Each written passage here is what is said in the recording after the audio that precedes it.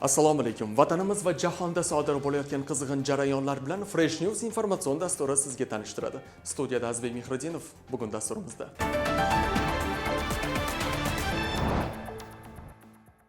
O'zbekistonda haj ziyoratining yangi narxlari ma'lum bo'ldi. Namangan hokimi noqonuniy o'rnatilgan radarlardan jarima tortishni chek qo'yishga chaqirmoqda. Qozog'istonda Shimkent hokimi o'rinbosari qurolli hujumga uchradi. Bularning barchasi Fresh News informatsion dasturida batafsil.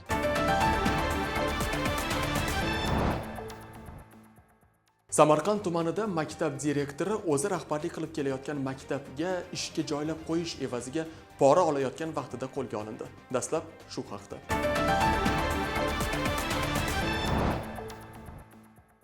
Joriy yilning 14-aprel kuni Samarqand viloyati Ichki ishlar boshqarmasi, Tezkor qidiruv xizmati, Jinoyat qidiruv boshqarmasi, Korrupsiyaviy iqtisodiy jinoyatlarga qarshi kurashish bo'limi hamda departamentning Samarqand tuman bo'limi xodimlari hamkorligida tezkor tadbir o'tkazildi.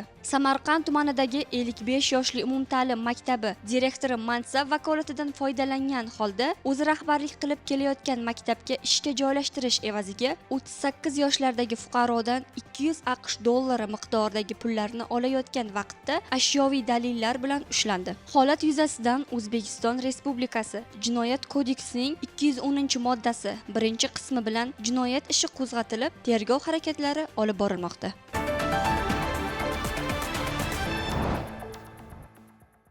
O'zbekistonda haj ziyoratining yangi narxlari ma'lum bo'ldi. Bu ziyoratchilarga yengillikmi yoki mablag' borasida qiyinchilik tug'diradimi? Batafsil bilib olamiz.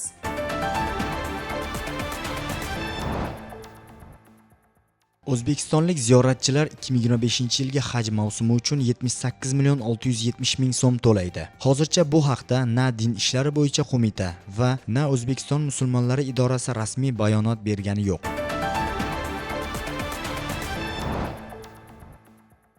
Yo'l harakatidagi radarlarga bog'liq yangiliklar yana e'tibor markazida. Namangan hokimi noqonuniy o'rnatilgan radarlardan jarimaga tortishni chek qo'yishga chaqirmoqda. Xo'sh, mutasaddilar bunga qanday qarashadi? Muxbirimiz lavhasi shu haqda.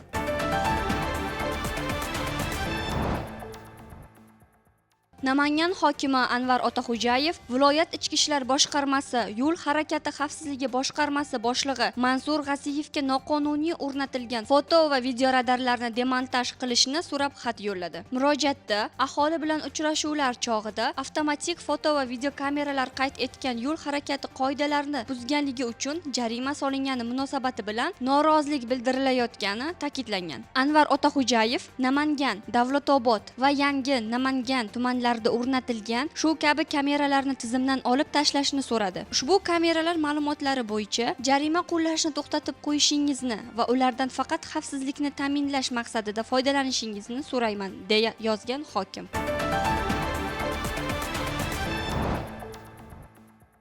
Tabiiy gazdan to'g'ri foydalanish va foydalanilgan gazdan qarzdorlikni yopish bo'yicha noqonuniy harakatlar aniqlandi.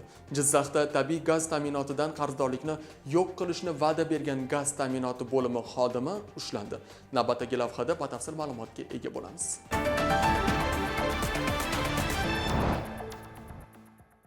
Bosh prokuratura huzuridagi departamentning Jizzax viloyati boshqarmasi tomonidan o'tkazilgan tezkor tadbirda Sharof Rashidov tuman gaz ta'minoti bo'limi gazchi xodimi BP ismli fuqaroning yashash xonadoni tabiiy gaz tarmog'idan uzilgan bo'lsa-da, 10 million so'm evaziga yangi gaz hisoblagich o'rnatib, qarzdorlikni yo'q qilishni va'da berib, shundan 1 million so'mni olib, keyinchalik qolgan 9 million so'mni olgan vaqtida ashyoviy dalillar bilan ushlandi. Holat yuzasidan Jinoyat kodeksining 168-moddasi bilan jinoyat ishi qo'zg'atilib, tergov harakatlari o'tkazilmoqda.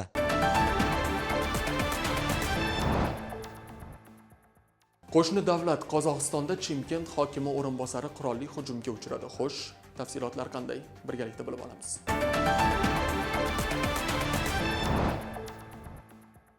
21 aprel kuni Shimkentda hokim o'rinbosari Ruslan Berdenovga qurolli suiqasd uyushtirildi, deb xabar bermoqda O'rda. Hujumchi amaldorga qarata 3 marta o'q uzgan. Biroq Berdenovning haydovchisi hujumchini yiqitishga muvaffaq bo'lgan. Berdenov o'pkasi va jigardan tan jarohati olib, zudlik bilan kasalxonaga yotqizildi va operatsiya qilindi. Ahvoli barqaror. Dastlabki ma'lumotlarga ko'ra, qo'lga olingan shaxs yaqinda ishdan bo'shatilgan Berdenovning 28 yoshli sobiq qo'l ostidagi xodimi bo'lgan.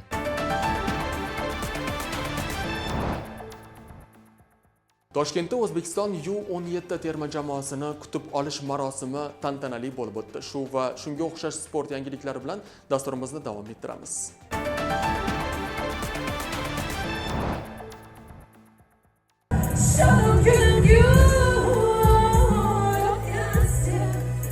Kuni kecha Saudiya Arabistonining Toif shahrida futbol bo'yicha 17 yoshgacha bo'lgan o'smirlar o'rtasida Osiyo Kubogi finali uchrashuvi bo'lib o'tdi. Ushbu final bosqichida Islombek Ismoilov boshchiligidagi O'zbekiston o'smirlar terma jamoasi musobaqa mezboni Saudiya Arabistoni terma jamoasiga qarshi bahs olib bordi va raqiblarini 2-0 hisobida mag'lubiyatga uchratib, Osiyo chempioni nomiga sazovor bo'ldi. 21-aprel kuni Toshkentdagi mahalliy aeroportda bir guruh rahbarlar, ommaviy axborot vositalari vakillari va futbol muxlislari ishtirokida O'zbekiston o'smirlar terma jamoasini kutib olish marosimi bo'lib o'tdi. Ushbu kutib olish marosimida bosh murabbiyga Equinox, futbolchilarga esa Cobalt avtomobili tantanali ravishda topshirildi.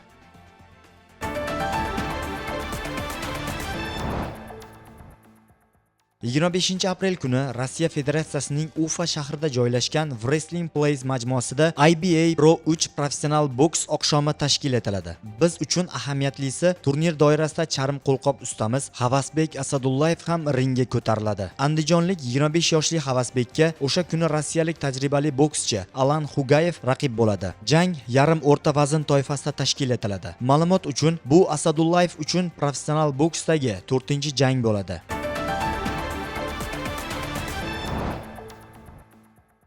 Angliya Premier Ligasining bir necha grandlari Nottingham Forest yetakchisi Morgan Gibbs White'ni qo'lga kiritish uchun harakatni boshladi. Daily Mail nashrining ma'lum qilishicha, 25 yoshli futbolchini Manchester City, Manchester United hamda Liverpool klublari talashmoqda. Da'vogar jamoalar orasida shaharliklar qimmatbaho o'yinchini qo'lga kiritishga yaqin turibdi. Odatda Manchester City rahbariyati jamoaga kerakli o'yinchini olishda hech ikkilanmay sarf xarajatga qo'l uradi. Nottingham Forest o'z futbolchisi transferdan mo'may daromad ishlab olishga qarshi emas. O'rmonchilar yana 2 yil davom etadigan shartnomaga ega Morganni 100 million funt sterling evaziga qo'yib yuborishga tayyor.